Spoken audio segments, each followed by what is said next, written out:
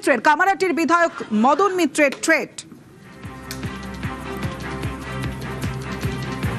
আমি চ্যালেঞ্জ দিয়ে গেলাম এই পুলিশকে, কতদিন মিলিটারি পুলিশ আপনাদের বাঁচাবে? তারপর আমাদের পায়ে না ধরলে কামারহাটি চালানো যাবে।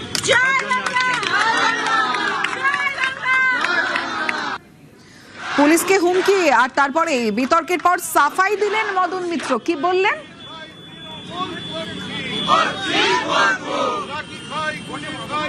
বিনা কারণে বিনা প্ররোচনায় অকথ্য ভাষায় গালাগাল দেয় এবং মহিলা পুলিশ ছাড়া জবরদস্তি এসে 5 মিনিটের মধ্যে ধাক্কা মারে, তখন উত্তেজনার বশে হয়তো দু একটা কথা বেরিয়ে যায়, কিন্তু আইন আমরা কখনো হাতে তুলে নিই না। পুলিশের যে মারমুখী ভূমিকা আমি দেখেছি আমার গত বেশ কয়েক দশক রাজনীতির ইতিহাসে, এই চেহারা আমি পুলিশের দেখিনি।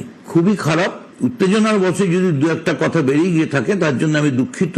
সাফাই দিলেন মদন মিত্র, কিন্তু কটাক্ষ করতে ছাড়লো না বিজেপি। শোনাবো বিজেপি বিধায়ক সজল ঘোষের বক্তব্য। ভোর কেটেছে নাকি? কাল শনিবার গেছে, আজ রবিবার, আজকে ওর কথা ধরতে আছে? ও এখনো ঘোরের মধ্যে আছে, ভাবছে ওর দিদি এখনো মুখ্যমন্ত্রী আছে।